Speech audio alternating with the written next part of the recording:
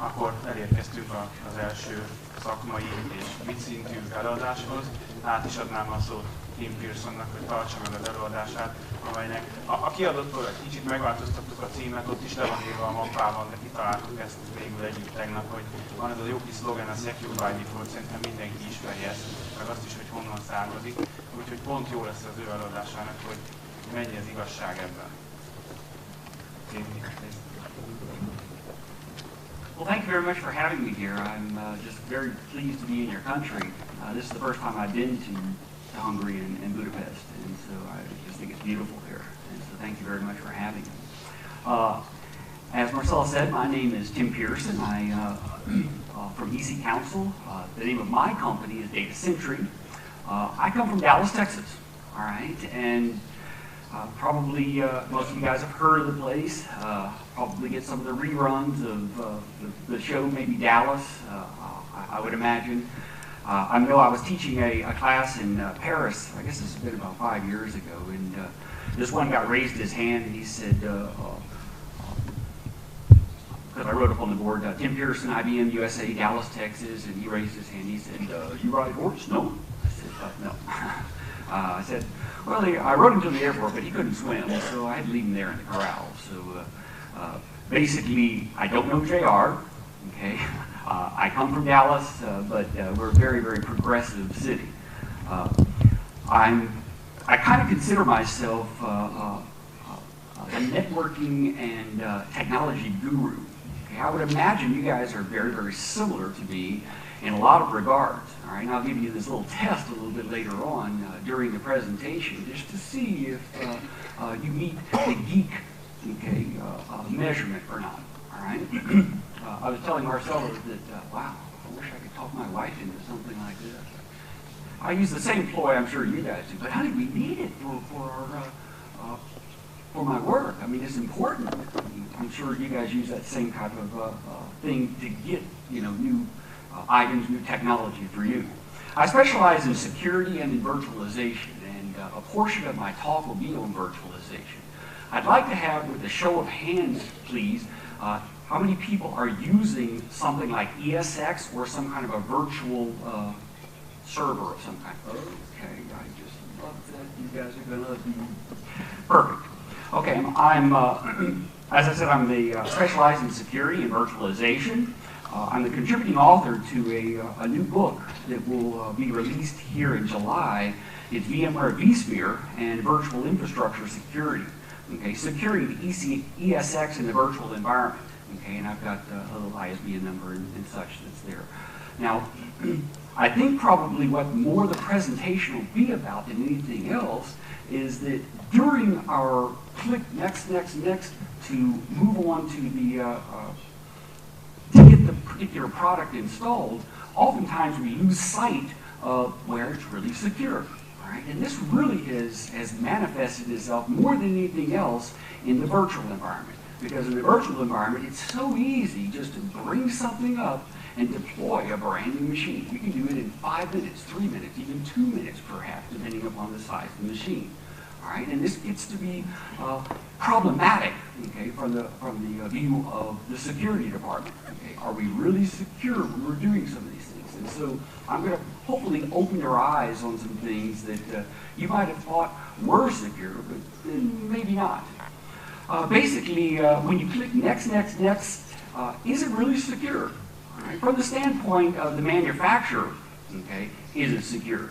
From the standpoint of the business owner, right, does he really think it's secure? A storage warehouse, things like iSCSI, SAN, NFS. How many people in here are using some kind of remote storage device, iSCSI, SAN, okay? Very good. I'm going to hopefully open your eyes to a couple of things as well, because you may or may not be aware it actually is very insecure.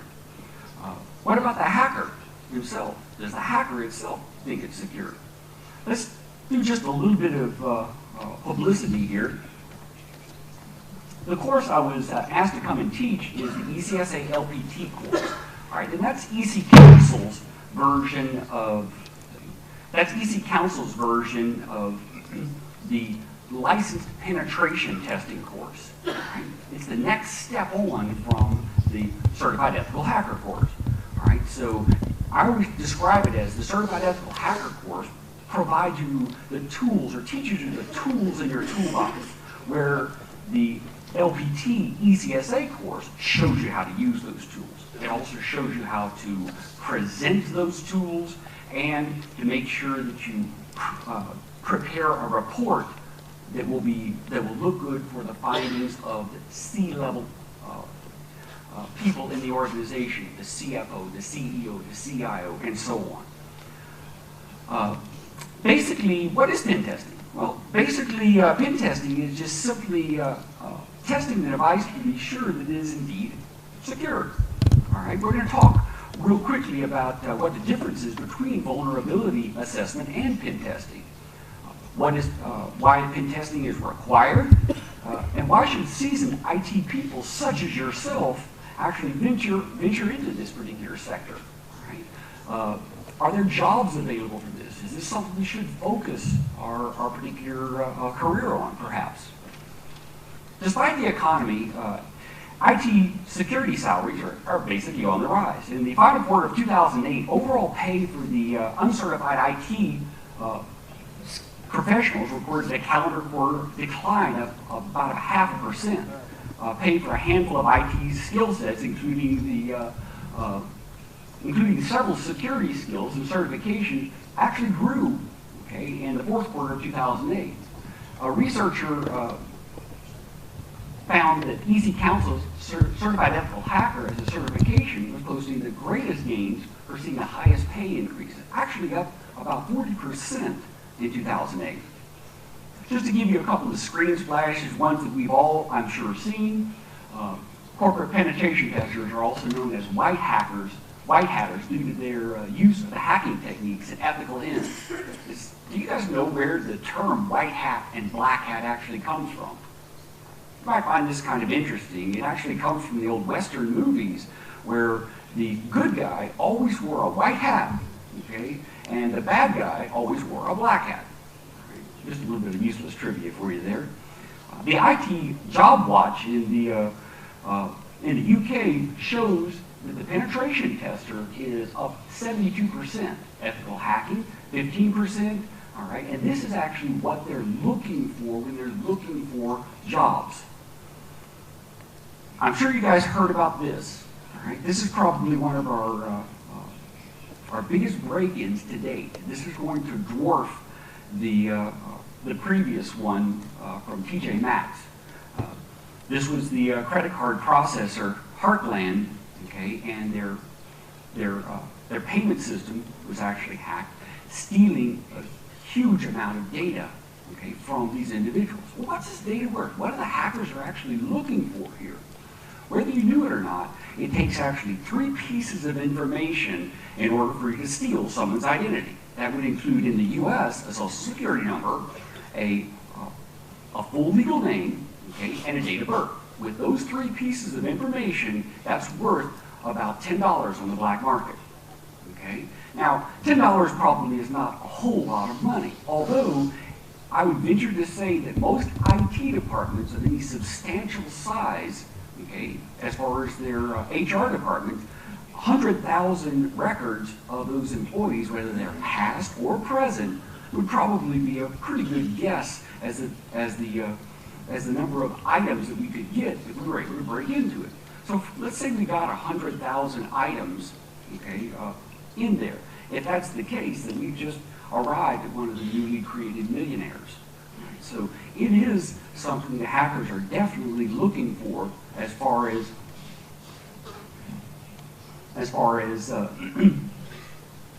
the economics of actually breaking in and hacking.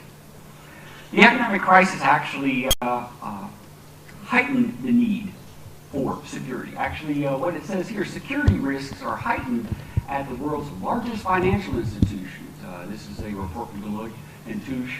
Okay, basically what it says is that there's an overall concern that we need to tighten up our security, all right, especially in these shy economic times.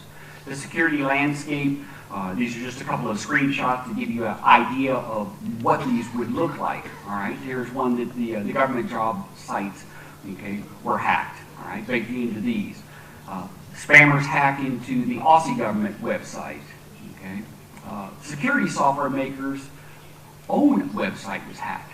Now let's talk about this for just a second, because this is really important, okay. As a matter of fact, some of you guys may have known RSA many years ago. I think it's probably about 8, 9 years ago, was broken into, and their website was defaced.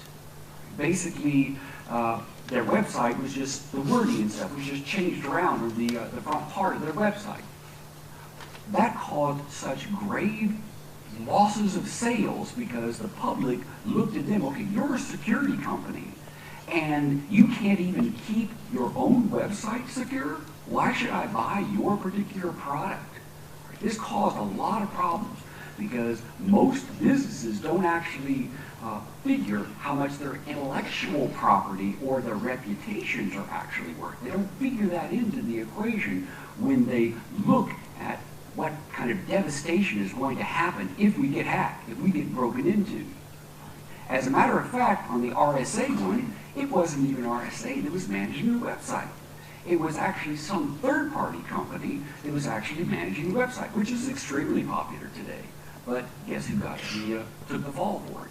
Unfortunately, that's our climate today. I would venture to say that you guys would not feel extremely comfortable if you were to put your money into some bank and that bank got hacked 3 or 4 times this week.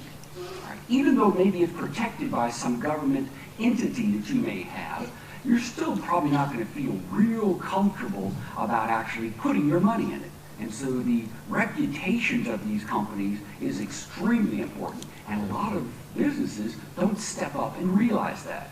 So a penetration test, okay, to be basically rattling the doorknob to ensure that it actually is secure is of utmost importance. So what is it? Basically, a penetration test is just simply the process of actively evaluating the company's information security posture. We did this exactly when we left our home or apartment today. We locked our door and we gave it a little shove, okay, to make sure it did latch or make sure it locked. We did the same thing with our car perhaps today when we were out in the parking lot. We pulled back up on the handle to make sure it did indeed lock. Okay? This small little test that you maybe unconsciously did needs to also be done from the standpoint of your security information systems. A lot of CEOs assume that it's actually secure, when it's really not been tested.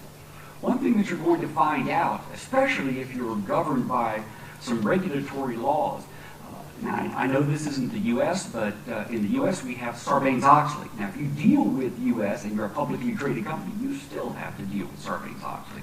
I see some people nodding their heads, and maybe that's perhaps possible in your particular situation. What happened with the Sarbanes-Oxley is now the CEO or the upper-level officers, their neck is in the noose now. Right? They can't just simply say, well, I didn't know that it was insecure. I didn't know that we could possibly lose all this money. So you'll end up having a lot of higher level officers go in to check and do their, what I like to refer to as due diligence. All right? Basically what they're doing is providing some kind of a mechanism to prove, hey, we did what we could to ensure that it was protected. Okay? So they basically are cover your ass, CYA, okay, what we refer to that in the U.S. So basically what they're doing is they're going through there and making sure we've done everything possible from my standpoint to ensure it was secure. All right? So if we do get hacked, I can always go back and say, okay, yeah, but look, I did what I could. All right? Yeah, we got hacked, and that's really, I'm really sorry about that, but I did what I could. All right? Previous, they were just ambivalent to it. Now you're going to see a lot more higher level officers that actually stand up and take notice that it is secure. What I like to explain is that security is like one great big yardstick. Okay? Ease of use is at one end of the yardstick, while security is at the other end of the yardstick. I would venture to say that those of you that are systems administrators in here, you could tighten up your security better than it is right now, all right? And you all know that you could. But more than likely, if you did, you probably have all of the individuals that are working for the company be chasing you through the town with torches like villagers ready to hang you. You have to meet some balance that you're comfortable with. Right? Yes, we could create a password that's, for example, 25 characters long, but the reaction of the people that we actually are forced to use that particular password may be negative, okay, as far as that's concerned. So security postures are actually analyzed and designed for weaknesses, technical flaws, and vulnerabilities.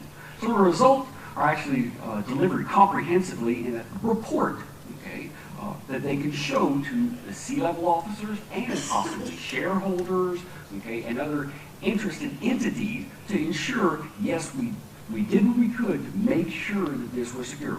We've done our due diligence. We've crossed our T's and dotted our I's to make sure that it was what we thought it was going to be. Okay?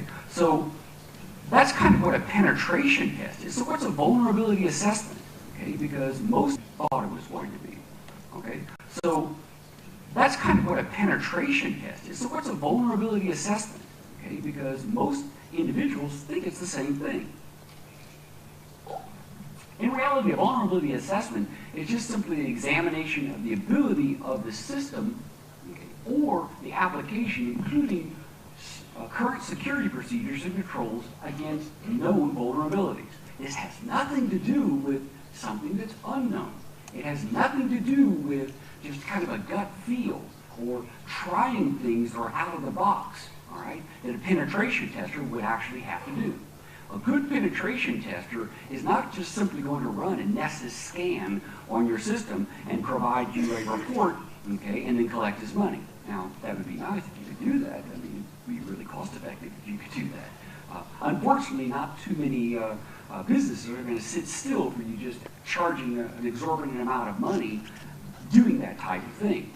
Most penetration testers will charge by the IP address. Going rates are in the neighborhood of anywhere from $150 up to even as much as $1,500 per IP address. It's not unusual for a penetration test to cost anywhere from $50,000 to $250,000, okay, depending upon the organization, what they feel like the value of the assets are in the organization. And the key points you generally should ask are, what's it going to cost you to lose these particular assets? Identify what the assets are in the corporation and then ask the C-level officers, what will it cost you to lose these particular assets? Or if your competitor were to have these assets, or if these assets were breach modified, okay, or something of that nature. All right. A vulnerability assessment can be used to naturally identify weaknesses that could be exploited and then predict the effectiveness of any other type of security in protecting information resources from this type of an attack. A couple of facts. All right, as I said before, it's not a penetration test. In fact, it's really a subset of it. Most penetration testers use a vulnerability assessment as the starting point. They basically identify weaknesses and then use that as a foothold to get into the corporation in some way, shape, or form to exploit further weaknesses. Vulnerability scanners are reactive, not proactive. Okay? In other words, they don't tell you what something is going to happen after the fact. Right? It's kind of like closing the barn gate when the horses are already out of the barn. They're subject to frequent false positives, right? Highly dependent upon the quality of the software, and they can only report commonly known vulnerabilities.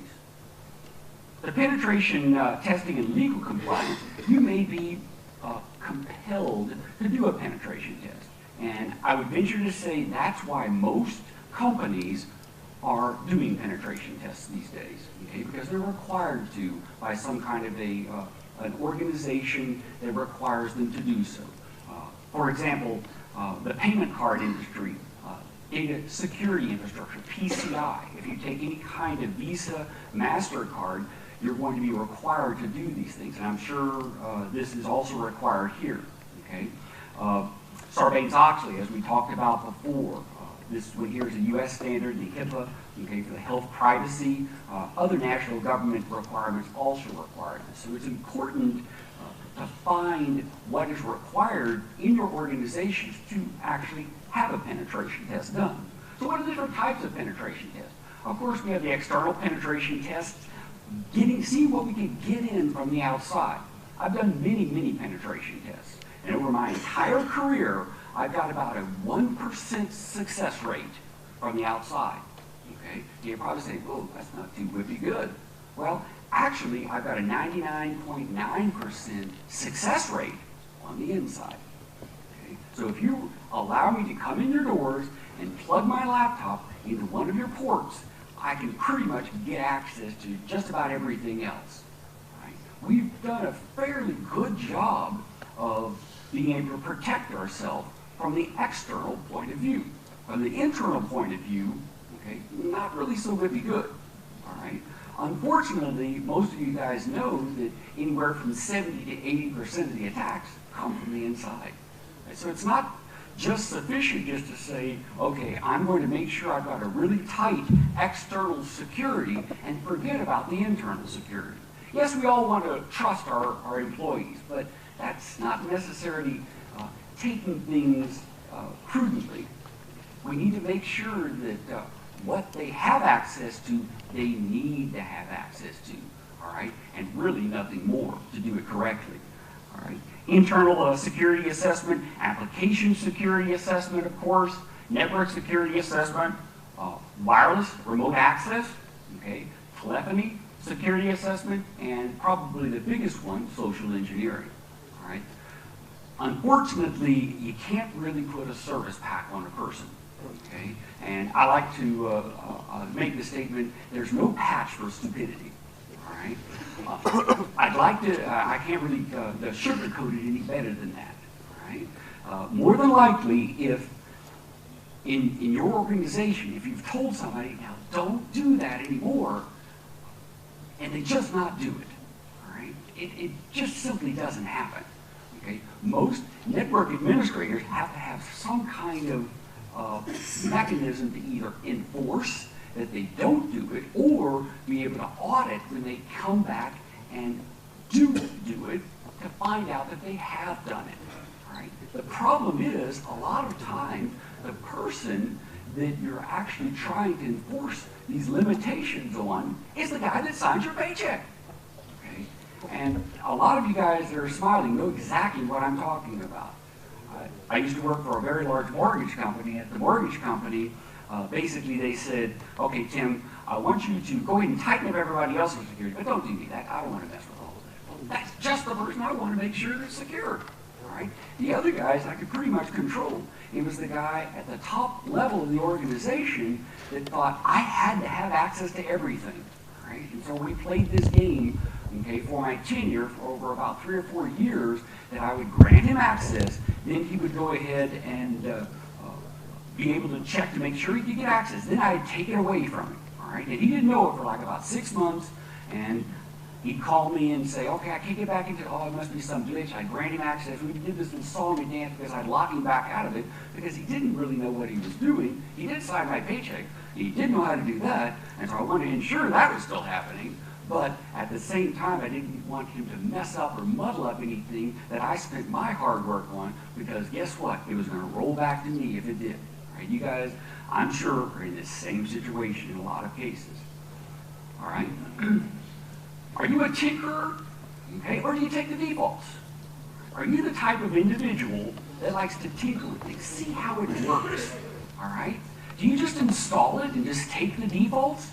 Some manufacturers say it's secure out of the box. Don't mess with it. Some don't. Some manufacturers say it's secure out of the box, and it really isn't. Some geeky tech guys take the defaults, some don't. Okay? How can you be sure if you're a geek or not? Well, I'm going to give you a test on the very next slide to see if you're a geek, and you can determine this. There is a comedian in the U.S. His name is Jeff Foxworthy. Show of hands, anybody heard of him? Nobody. Okay, so I can, one person. So I can say pretty much whatever I want, you believe it. Okay, got it. Okay, he uses this saying, how can you tell if you're a redneck? All right, a redneck in the U.S. is basically an individual that drives a pickup truck, He's very laid back, a hillbilly. One of his jokes is, if you mow your grass and you find a car, you might be a redneck. Okay. Another one is, if your buddy asks you to come over and help him take the wheels off your new home, you might be a redneck. Okay. These are just some of his jokes. Well, I came up with my own. All right. If you've heard this from your wife, it's working, dear. Don't touch it. Okay. You might be a redneck, or you might be a geek. Why do we have to reboot our TV? Okay. All my friends don't have to reboot their TVs. I like this house. Who cares if it has high-speed internet? It's not available in this area. We should buy this one. Okay. If any of those points hit home to you or sound familiar, then yeah, you're probably a geek. All right. I put up this one little slide right here, and I am constantly having arguments with my wife where I need this particular device or I need this piece of equipment to do something. And some of you guys may have heard of this particular company called TalkShoe. Anybody heard of this? It's a podcasting company that you can do free podcasts. All right. So basically, if you have something and you have an audience of what you would want to talk about, then you can use this. You can call in for free, and it's really handy. It's really nice. I use this for a lot of my podcasts that I do and things of that nature. And so my wife always refers to things as being NASA. Okay, I said, it's too NASA. Just explain it to me easy, you know. And so she saw this one day. She said, "Oh, TalkShoe, what's that?" And I said, "Well, this is where you can go in and talk about things." And she said, "Oh my gosh, fine, I can talk about shoes all day long." I said, "Dear, that's not what it's about." What are things we're actually trying to catch? Okay, things like default weaknesses, insecurities left in by default. Manufacturers often will default what will cause them the least amount of tech support calls. No, not what is really most secure. Good case in point are wireless access points. The wireless access points, for the longest period of time, were just simply wide open. Okay, because with the price of the wireless access point, one technical support call, they basically lost all the profit, okay, from that access point. All right, so they wanted to try and keep it to a minimum, okay, at best. All right, so they basically left it wide open. Well, now they're actually doing things to make it a little bit easier to do this, and that's not necessarily the default any longer. All right, but there's still a lot of things that use this as the default. All right, if you're actually looking for Wi-Fi, all right, and this will basically, I probably should use this as knowing you're a geek. If you're driving around and you see a wireless access point named Linksys, okay, you're probably, and a smile comes to your face, you're probably a geek, all right? Because you probably not only know that that access point was made or was manufactured by Linksys, but you probably also know what the password is to it. Because if they didn't bother to change their SSID name, they probably didn't bother to change the password. You could actually go in and lock them out of it if you wanted to. For the longest period of time in the US, my next door neighbor had an access point that was wide open. And if I'm doing a big download at my house and clogging up the bandwidth, well, I'll jump on his. Okay? Not necessarily 100% ethical. I'm kind of known as the geek in my area, and so he came over to me one day and he had this brochure from our telecommunication company, Southwestern Bell, and he said, "Tim, this is a great deal, I think. They're providing 10 megabit per second download, and I only have to pay $50 a month. You think I should buy it?" I said, "Well, of course you should buy it." Okay, I need the speed. So it's not always just the, you might have some things that are a little slanted in your particular direction. When the manufacturer says they are very secure, we expect them to be secure. Things like VMware, especially ESX server, and now vSphere. All right, and I'm going to also explain to you these demos that I do for you here. Once it's taught, it's very difficult to unteach someone. All right, if you teach them to do it this way, it's very difficult to say, "No, don't do that anymore. Do it like this," and they just simply do it. All right. Now, VMware has actually boiled down its security in the systems admin to specifically 3 checkboxes. Okay, these three checkboxes constitute all of its security. All right. Now I don't know about you guys, but if you have a firewall, did you have more than 3 options on your firewall? Did you have more than 3 options on most of your security devices? Okay, I'm just trying to get my head around that. Just 3 little check boxes or 3 little drop-down boxes that gives me the capability to secure everything I want inside of VMware. Okay, as you can imagine, there's some things for improvement and some things that we probably should look at. Now, some of you guys may be probably either thinking in the back of your mind or maybe wishing to raise your hand. Yeah, Tim, but VMware now is introducing vSafe, okay, in their vSphere, and that is correct. All right, and I'll talk a little bit about that if I have time, but I want to get into some of my demos and stuff as well. Okay, well, now it's decision time. All right, basically we have the guy that's here and it's saying, go ahead and click it. No, we better not click it. We don't really know who this person is. All right, a security warning comes up, all right, that says ignore the certificate. VMware teaches us, oh, go ahead and click it, that's okay. Or worse yet, check this checkbox and click this to where it never comes up again. Okay? Trust me, this is what it says in their manuals. All right? All of VMware's documentation say, click this. All right, go ahead and continue anyway. As a matter of fact, we were coming up with a name for the presentation, and I heard Marcelo, I said, what about continue to this website? Not recommended. And he said, well, no, we better do something else. But basically, the point when I do my demos here on the next slide, you're going to see is we've been taught to do it this way. All right? And even if I tighten it up and something shows up, we're still going to do it that same way. Okay? So, the demonstration is going to show you how insecure sure. All right. How extremely insecure the product VMware ESX and even the soon-to-be released vSphere is. Now, please don't take away from this presentation that ESX is insecure, because it is not. It's probably one of the most secure products I've ever worked with. Okay? Although the defaults that are used in the product, okay, are insecure. If you take the default and you click next, next, next, I can get into your ESX server in less than 5 minutes. All right? Although they have done a really, really good job of being able to tighten up things like buffer overflows, be able to tighten up a number of different things that would normally be considered insecure from a hacking standpoint of view. Okay. The iSCSI protocol. iSCSI and any type of SAN, okay, even fiber channel, all right, most individuals are using these days because it provides a remote access, okay, to the storage. It also provides us to be able to do things like vMotion. Okay? For those of you that are unfamiliar with that, that's the capability of a VM, a virtual machine, to move while it's still running over to another host, another ESX host, completely transparent to the end user. Okay?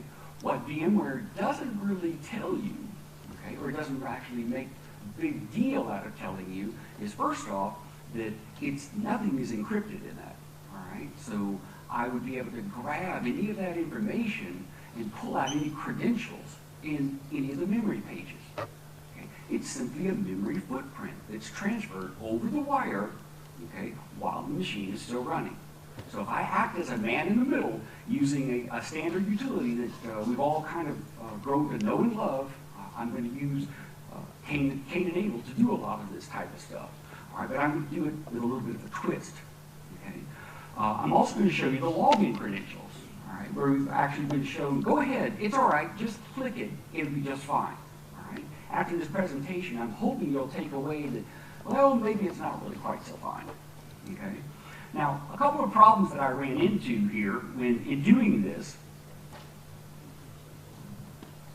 is that probably, as we know, Cain and Abel will do what's called a fake certificate injection, okay, on port 443. I think most of us in here, okay, are familiar with that or have probably seen those kind of demos.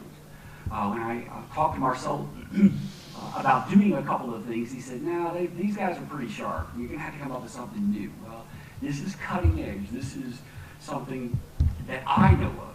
Okay? You can please correct me if you know of anyone else who has done this. All right? But I know of no one else that's done this. So you're seeing it first. All right? Now it works. All right? The problem that I ran into here is that the way VMware authenticates, okay, as the ESX server authenticates, is it first authenticates using port 443, then it switches to 902. Okay? There's the problem, all right, in using Cain enable. All right? In Cain enable, it did the encryption and decryption inside of Cain enable. All right? So what I had to do was write a wrapper around the Ethernet card to hand off to me, okay, the various pieces, all right, then decrypt them and then put it back. Okay, so hoping it worked fine yesterday, but it was kind of flaky this morning. Then I got it to work again, so we're going to hope for the best. Okay, but I've also got some things that I can show you if it doesn't work. All right, so on with the show. Basically, something that you may or may not have known about is you can run ESX server inside of VMware. Okay, VMware Workstation. This is actually an ESX server 3.5 running inside of my VMware Workstation, all right, as a VM. And inside of this, I have VMs running inside of ESX. Okay, so when you think about it, wow, pretty cool, huh? Well, in reality, I'm happy to share this technology with anybody, and you can practically find this on the web. This is not something that usually we would ooh about, all right? In reality, this is really cool, all right? But you have to have, first of all, the hardware virtualization chip, okay, in your machine to be able to do this. Secondly, you also need to have the capability to turn on that hardware virtualization chip. Not many laptops have that capability, all right? So I had to kind of look high and low to find a laptop that did that. There are a few that do that. There's a couple with IBM, and this HP does it, but they're usually pretty expensive. This laptop right here has 8 gig of memory, hardware virtualization chip, and I paid like $5,500 for it. So it's not cheap, okay? But hey, you know, it was one of those gear, I've got to have it. I mean, you know, I can't do my job without it. Okay? No, we don't need that car. This will be fine. All right, so I won that argument. In addition to that, I've also got an iSCSI target, okay, and all this is just simply a Fedora machine running the iSCSI protocol, and so I've got a disk that's attached to it. It happens to be a virtual disk, and I can actually run ESX, multiple ESX machines inside of here. I can vMotion between them. I can use the iSCSI target as my a target doing high availability, DRS, vMotion. It's really pretty cool, okay? All on the same machine, or multiple machines. So for a testbed environment, it's fantastic, okay? I have just simply a standard XP installed with all my little tools on, all right? And I have another machine out here that I've installed Microsoft iSCSI Initiator on, and I'm going to get access to that particular machine, okay? So what most people believe is that iSCSI is secure, okay? Oh, that's okay because we provide the challenge handshake authentication protocol, okay, MS-CHAP, or we provide perhaps encryption, okay, and that is true, all right? You can use IPsec, all right, to secure this. Unfortunately, with ESX, it doesn't support it.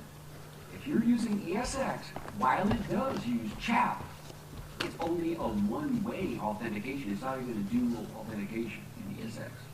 All right, and that has not changed, unfortunately, in their vSphere product. All right, so the rest of the information is actually text in the clear. So consequently, if I read information off of the disk or write information to the disk, if I can coerce the information to come by me, I can read it, and even manipulate it. All right? And so I'm gonna try and do this demonstration for you with this. All right? So basically what I've got right here is this iSCSI initiator. All right? And as you can probably see, I am poisoning in between the IP address 102, okay, and 101, which is this machine and my iSCSI target. All right? So what I'm going to do is I'm simply going to go into this utility. Some of you guys may be familiar with it, derivative of Wireshark called Packetizer, and I'm just simply going to start a packet capture. I'm capturing the packets. All right, I'm going to come over here to my iSCSI initiator. All right, this drive right here is the drive, okay, for the iSCSI device. I'm going to take this document right here and copy it over to this. Thus, with any luck, I've actually captured those packets telling me what was inside of that particular file. All right? If I come back here and look at it, as I said, with any luck, I should have some packets that say iSCSI in here. Okay, here's a couple of them here. Okay. All right. And here is that particular packet right here. All right. I'll show you the information in that file. Okay. This mod was done by Tim Pierson, whatever. Okay. And right here, okay, this mod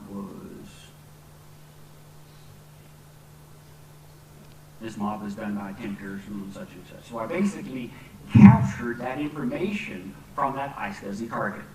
All right, in clear text, and there are several utilities that I can use to just simply rebuild that target. I can not only capture it, but I can also modify it.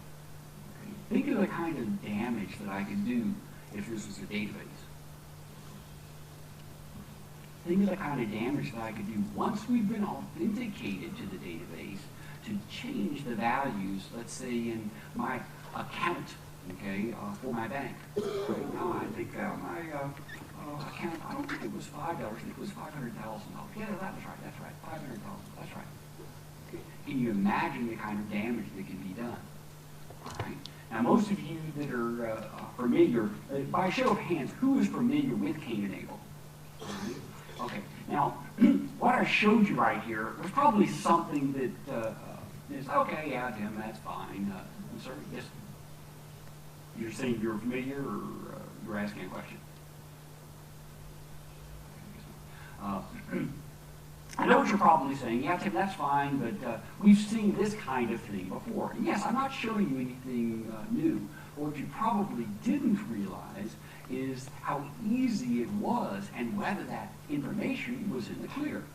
In reality, iSCSI is simply the SCSI protocol, right? Like we have things that are hanging off our SCSI chain, okay? The commands that we send to it to initialize this device, initiate a read from this block number to that block number, and so on.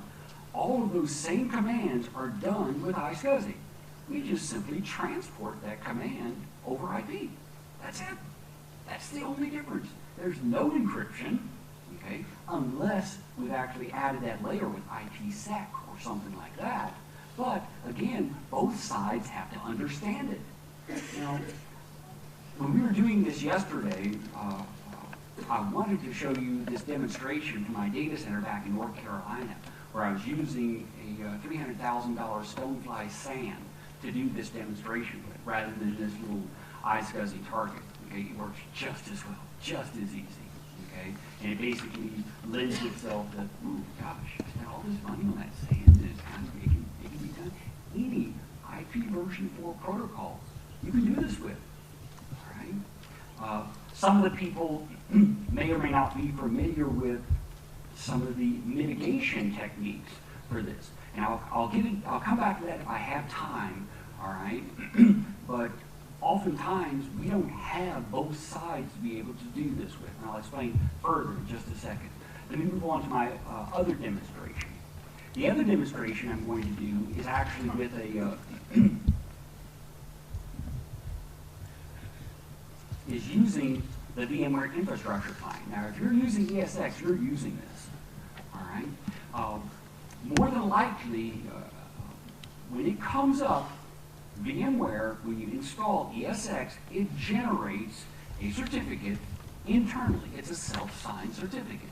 And those of us that are familiar with security, it's a self-signed certificate is basically saying, I am this person, and if you don't believe me, just ask me, I'll tell you I'm this person. All right?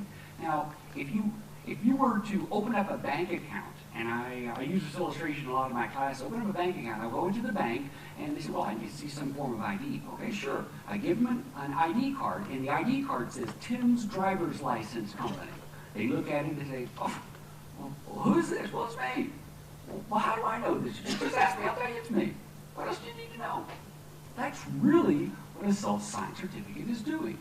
All right? So what we would hope to do is we would hope to have that self-signed certificate trusted from a higher level authority. Using that same analogy, I have a Texas driver's license who gave Dallas, where I received the driver's license, the authority to give it out was Austin, Texas, our state capital. Who gave Austin the authority to give it out was Washington, D.C. There's a chain of trust, okay, in here, just like there's a chain of trust in certificates, all right? What we would hope to do, and what we've been taught to do, is, okay, as soon as you've got your ESX server installed, you need to go ahead and purchase a certificate from a root authority, and that way you'll know that it's secure. Right? Otherwise, when it comes up, you're going to get something that looks like this. Now, let me go ahead and close this and open this window back up real quick. All right. You notice I've got a couple of things, and again, I hope this works well, because what I had to do is I had to do that handoff from 443 to 902, and it's been working, so we're going to hope for the best. When I double-click on this VM infrastructure client, all right, and it comes up, I'm going to tell it that I'm going to log in to this IP address. All right, inside of here, I'm just simply going to log in as root. All right, and I'm going to use the password of my company, which is Data Sentry. Okay, so I'm going to hopefully log in, and we're going to get this security warning. And in VMware's documentation, they say, go ahead and click this. It'll be okay. All right, when we click it, it looks like it's going to work. So. Praise the Lord. Okay. We come up with this, all right? And here's just an example of how I'm running this inside of VMware Workstation, and with any luck here, I'll be able to show you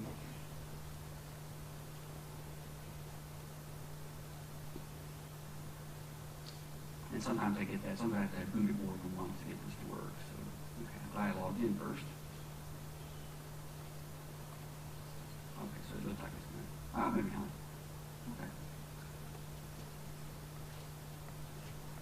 Okay. Okay, cool. Just had to think about it. All right. Control-Alt insert. Okay, and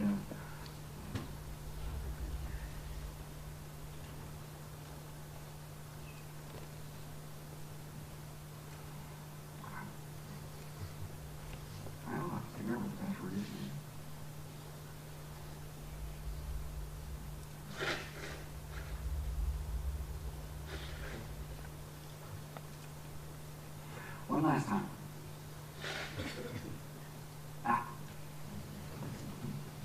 I've been locked out and everything else on both systems, right? Okay, it just basically shows you that yes, I can indeed, what I've actually had up to 8 machines running inside of my ESX server, running inside of Workstation, running on the machine. Pretty cool. Okay, but that's not what I came here to show you. So what I'm going to do is I'm going to go ahead and get out of this, just exit from this, all right? And I'm actually going to go out to the store where these are kept right here. Okay, as I said, I had to do just a little bit of modification in this, so just a piece of Cain and Abel probably won't work. Okay, what I'm going to do is just issue the command prompt here, and I've got a whole bunch of things that are in here. So what I'm going to do is I'm just going to type in copy HTTPS, okay, star, okay, and .txt. All right, and I'm going to copy it to all files. How about that? .txt. All right, I'm just going to put them all into one. All right, to make it easy for me to look for things. So I'm going to type in Notepad. Okay, all files. Okay, and this actually is what the header looks like. Most people really haven't seen it because, you know, it's always been encrypted. It's XML. Okay, all of the stuff, the communications that it's sending back and forth to VMware is just simply XML. All right, so let's see if I can find something in here. Okay, let's see if I can find where it keeps this.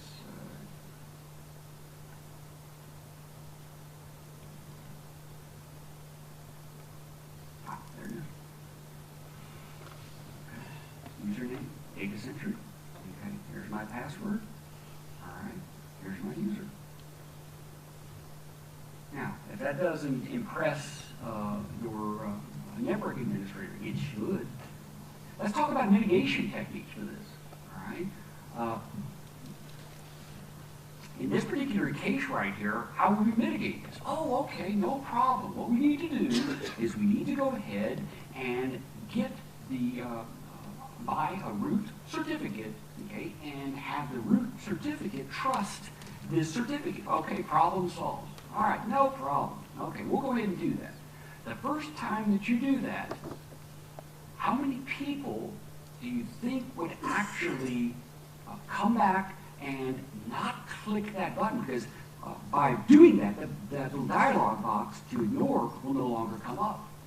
But let's say you've been using this now for 2 or 3 months, okay? Do you think you'd click it? All right. Answering honestly, I know you'd click it. All right. I know I would. All right. It's just human nature. All right. We've been taught to go ahead and click it. It's okay. Go ahead and click it. It's fine. No problem. Go ahead and click it. All right. And then we correct the problem. If it comes up, all right, we've been taught, go ahead and click it. It's okay. That's exactly what we're going to do. You're not going to know the difference. Now, before the problem, before we actually do this, all right, you're never even going to know this happened, because the fake certificate injection is going to look exactly the same. All right, let's take a look at the certificate itself. And this is not a real good illustration because I had to use a little makeshift deal here, but it'll give you an idea. Okay, I'm going to go open up Kane-Enable, and I'm going to go out to the certificate store. Now, as most of you guys know, the way Kane-Enable creates a certificate is it actually creates a certificate, and that certificate is a forged certificate with exactly the same information that is from the host. So in other words, if the host's certificate said ABC Good Guys Products.com, that's what this certificate will say.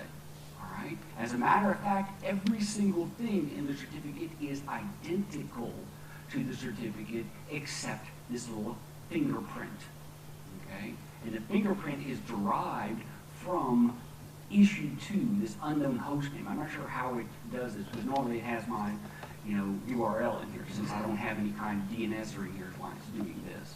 All right, but let's take a look and compare that certificate to this certificate to what the certificate that we received, okay, otherwise. Now, what I'm going to need to do is I'm going to go ahead and stop my poisoning, all right, and naturally what I'm going to want to do, okay, is to go into my ARP cache, all right, because in Windows we know that the ARP is going to live for about 2 minutes, okay, by default. All right, so I'm going to do an ARP star -D, okay, and delete the ARP cache. I'll do an ARP -A, okay, nothing is found, so it's going to have to find the ARP information. So with any luck here, all right, when I come in here, it'll find that. Now, what I'm going to do is I'm actually going to use Internet Explorer. Okay, and inside of Internet Explorer, I'm going to type in HTTPS colon / 192.168.1.104. All right, come up in here. All right, it should, with any luck. And I'm not sure how long the ARP cache is going to live on. And that's probably what's causing me a problem. I'm not sure how long the ARP cache is going to live inside of Red Hat Linux version 6. I'd have to go over here to clear that.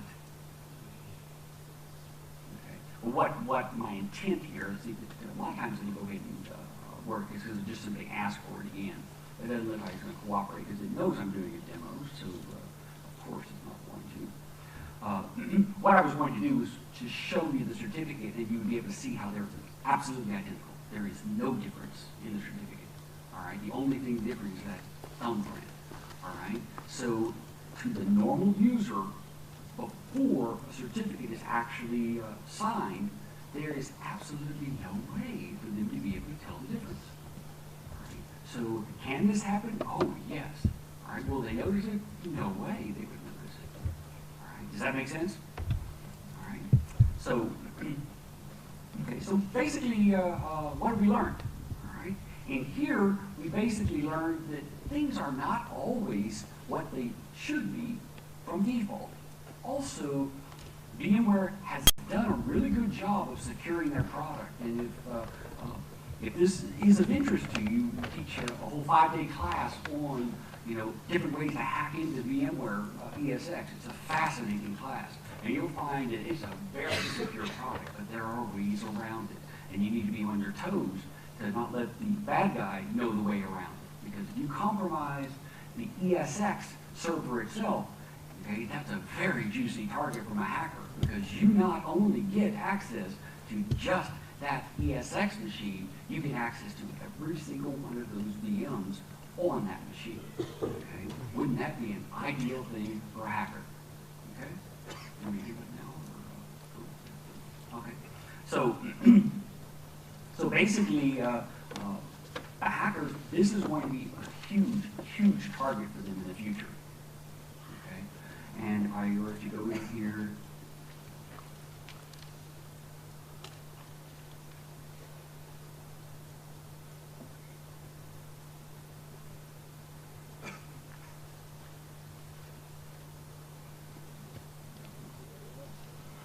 Let's see if I can.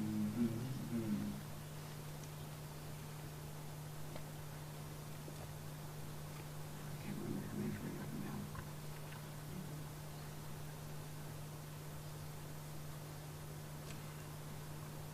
I don't think that was right. Okay.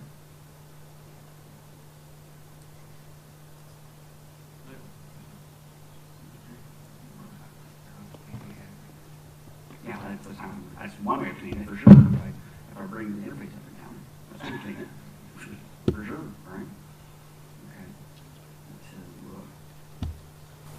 All right. So here's the two certificates, absolutely identical. We look at the details of the certificate. This is absolutely identical. The only thing different right here is going to be this thumbprint. That's the only thing that's different. All right. Because when Enable generates the certificate, it generates a fake certificate with exactly the same information. It can't sign it. So it signs it with a fake key. Well, it's fake anyway. So what's the difference? All right, you get my point? Okay, guys, thank you very much. I hope you enjoyed the presentation. Thank you very much, Steve.